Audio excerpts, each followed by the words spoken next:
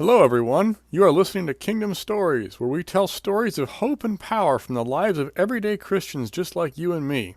It's my hope that these stories encourage you in your walk with the Lord and remind you weekly about how awesome our God is. All right, hello, everybody. I'm here with my sister Denise from church. Want to say hi, Denise?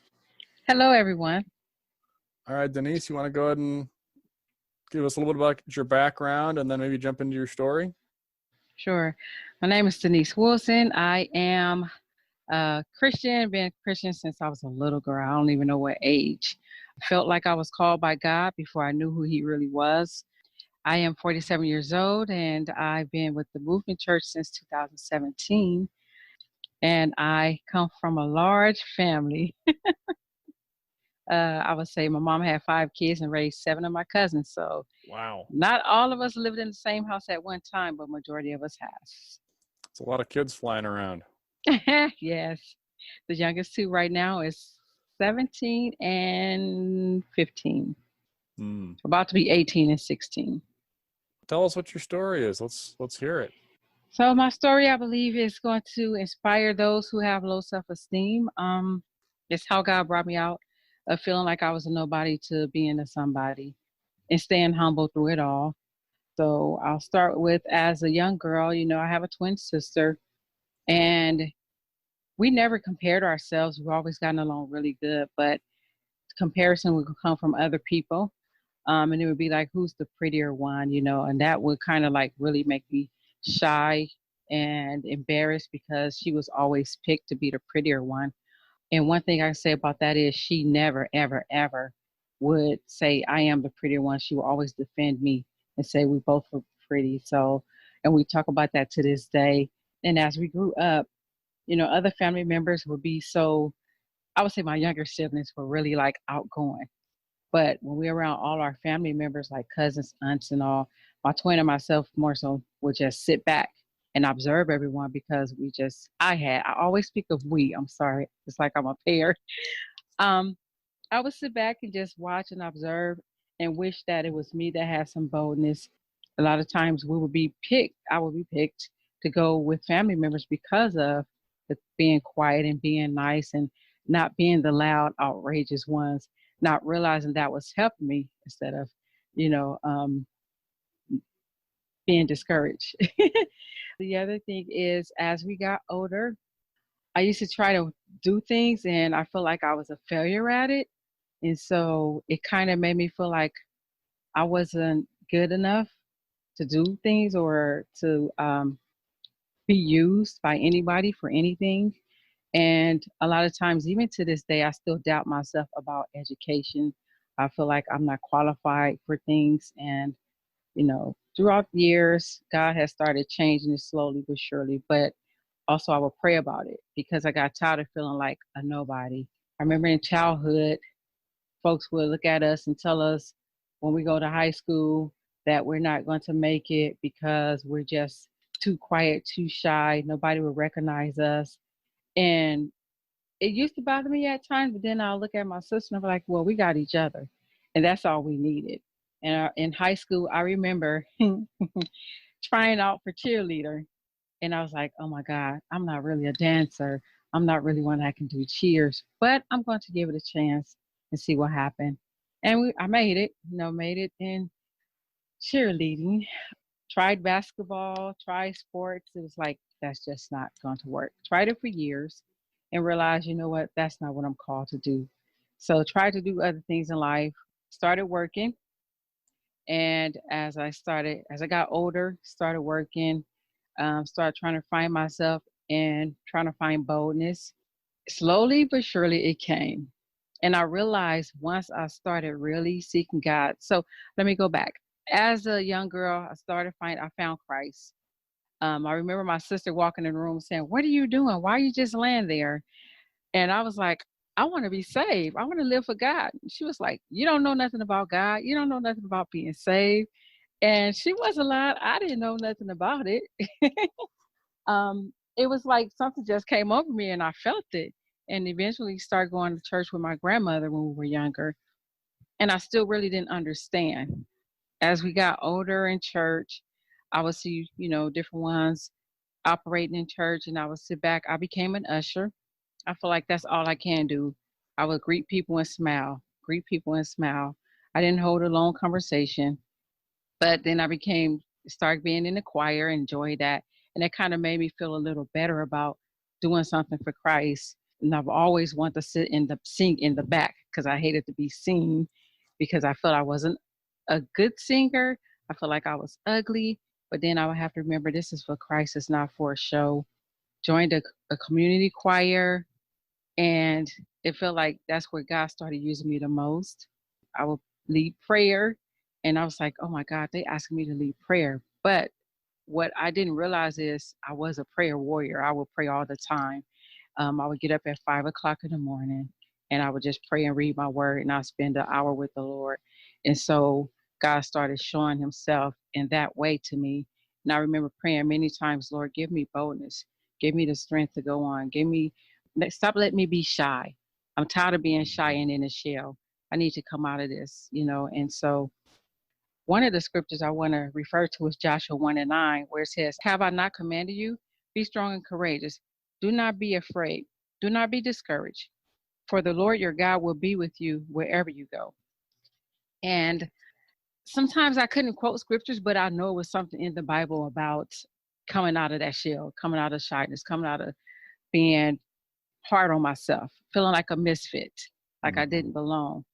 And a lot of times I would try to go places with people and I get there and I'm in the crowd and they're like, you don't fit in. This is not where you belong. So I knew I was still called by God. And so as I got older, God started using me in church, and I would still feel like, Lord, why me? I was asked to be over a youth department at a church I used to attend, and I was like, no, that's not me. That's not my calling. That's not what God gave me to do. I'm just an usher, Mm. even though I was acting in the position, not realizing God was using me already. And I was informed by the minister, he was like, just pray about it, pray about it. And I started feeling convicted in my spirit before I even prayed. So as I prayed, and I was like, Lord, I surrender. I give you my all. And I became over youth department. And I'm laughing because I remind myself in the Bible where it says Moses stuttered. He was afraid to speak before the king and all. So every time I had to get up in front of church, I would stutter. Hmm. And I couldn't follow the script because it was a program, and I would get nervous and I'm like, gosh, you called me to do this. I need you to give me the bonus and take that out of me because I would be literally up there shaking and nobody knows.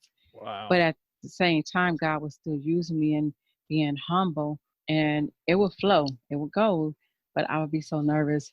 Eventually, I started doing fundraisers for the church and having other programs going on. And a lot of times I would just pray and ask God, okay, Lord, I'm not an artist, I can't do this.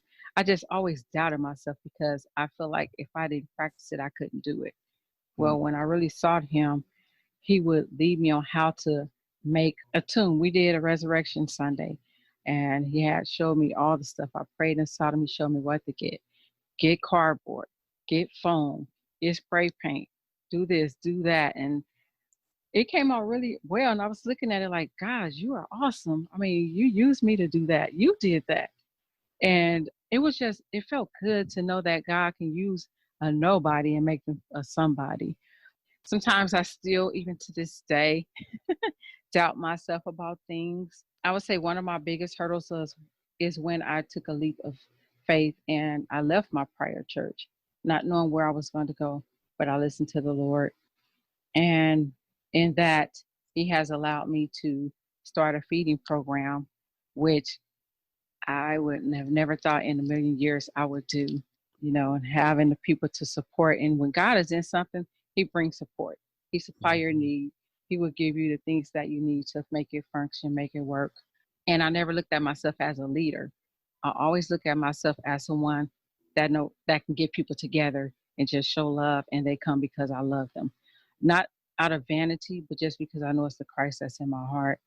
The other thing is I was recently asked to start a like a leadership program for women. And I was like, no, that's not my calling. No, I don't that's not me. that's not something I can do. And I was encouraged by my sisters and brothers in Christ. It is you. You just don't realize it's you. And I was like, man, y'all think I can do that? And funny thing is, the Lord had me start reading this book a friend of mine told me about leadership. And as I'm reading this book, it's like a workbook. It's by I want to say John Maxwell. And I'm reading this book, and as I read, I'm like, oh, I do that. Oh, I got that. Oh, that's what I do. Oh, that's me. Everything is me. And I'm like, am I a leader? Nah, I'm not a leader.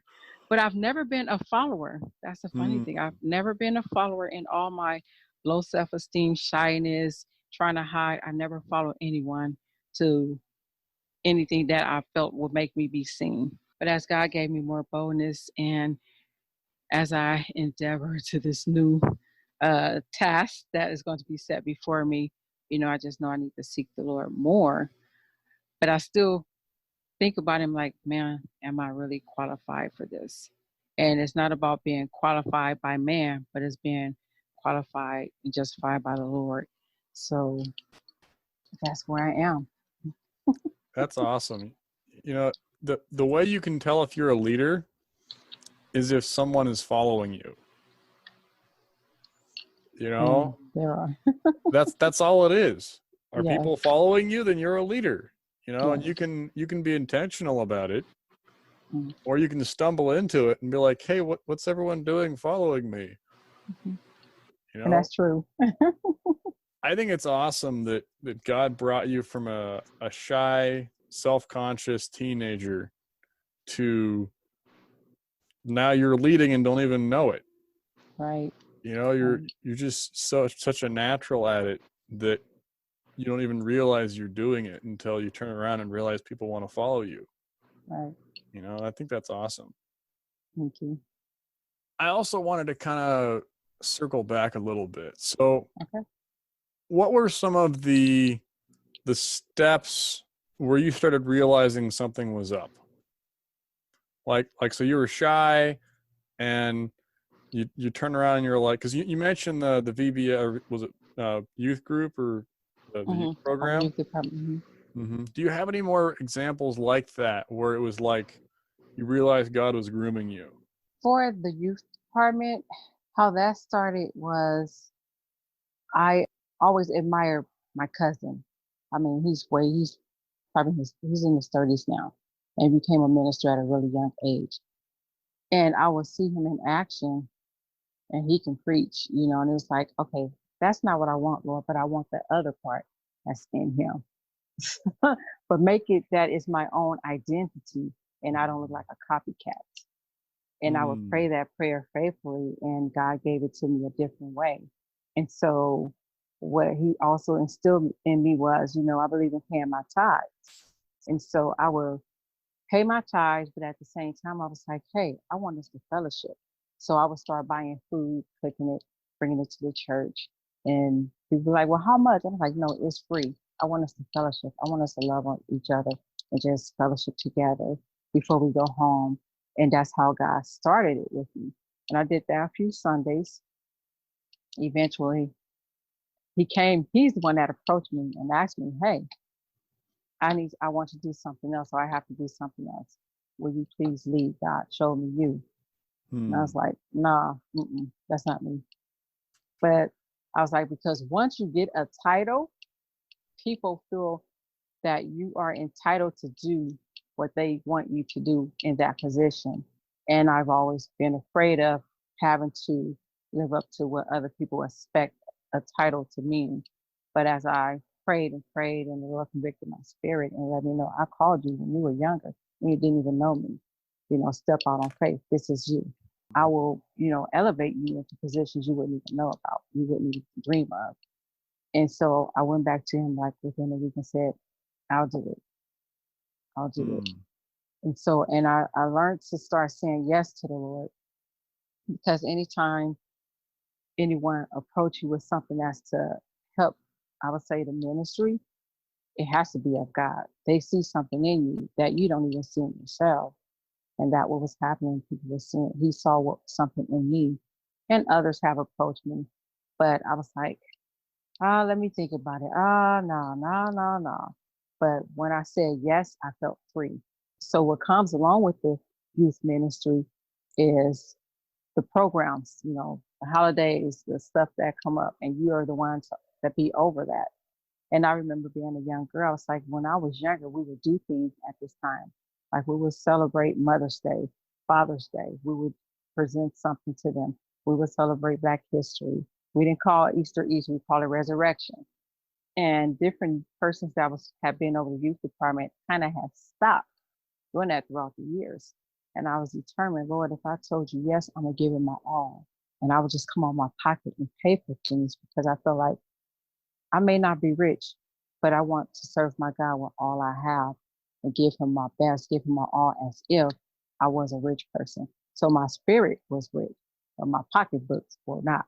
But God will bless me financially through giving, because I feel like I need to give more than my 10%. I need to give him my all, my heart, my time. And when we say yes to God, we're supposed to give him everything and just depend on him. And that's how I felt. And so the next thing was when I left the church, and then God blessed me to meet up with some folks from the movement church, but I had already started a feeding program right after I left the church. I would say within a year, God had me start the feeding program. And how that came about is I had just gave a homeless guy the stuff that was given to me from a customer for food, water, and all that. And I know I have a place to go to that I can call home and I can be comfortable. And I didn't really have any money, so I gave that to the first person. And I drove up the street and saw another person. And I just cried as if somebody had died because I felt like, oh my God, I didn't do anything. And it wasn't about me getting the glory for doing anything for somebody. It was about me giving God glory for helping somebody and seeing somebody in need. I wasn't able to help another person because I'm a giver. And I used to didn't be a giver, but when God made me a giver, oh my God, he made me give my last. And that's how he uses me to give my all, give my last, because he always provides. And I was crying so bad that I was shaking, and people would have thought something was wrong. I couldn't see while I'm driving. And I was like, Lord, I didn't do anything. What can I do? What can I do?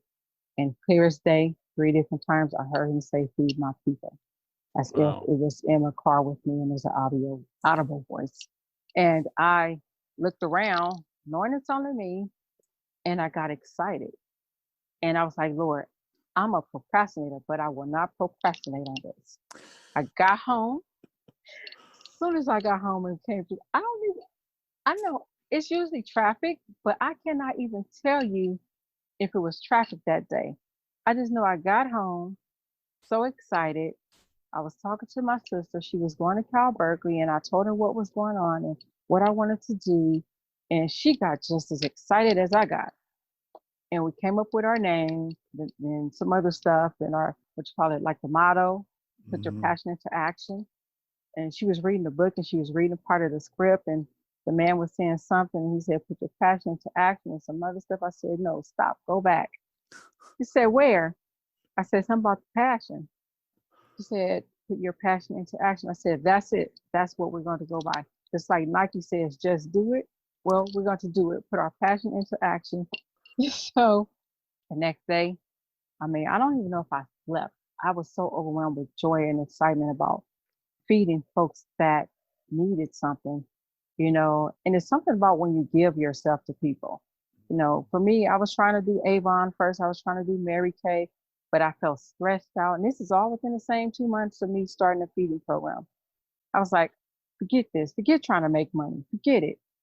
And then God gave me this. And I was like, oh, okay, I'll just give my money away. And I felt good about it. I felt good about it, knowing that I don't have much.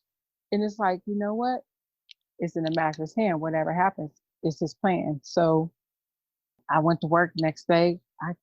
Being honest, I don't even think I did any work.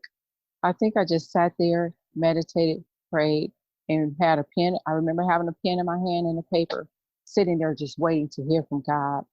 And I was like, okay, Lord, how do I do this? And he told me everything. I said, what days do I pick? And he asked me, what is the hardest for you of the month? Looked at the calendar. I said, right before payday, but close to the end of the month, fourth Saturday. And I was like, where do I feed? And he had me call my brother because I wanted to do Oakland. Everybody was doing San Francisco and other cities. My brother told us of a location. Then I sat down. I was like, who do I ask? Because I'm not at my old church anymore. And that was my support group. I thought my family is not like it used to be all spread out. And he had me write each name down.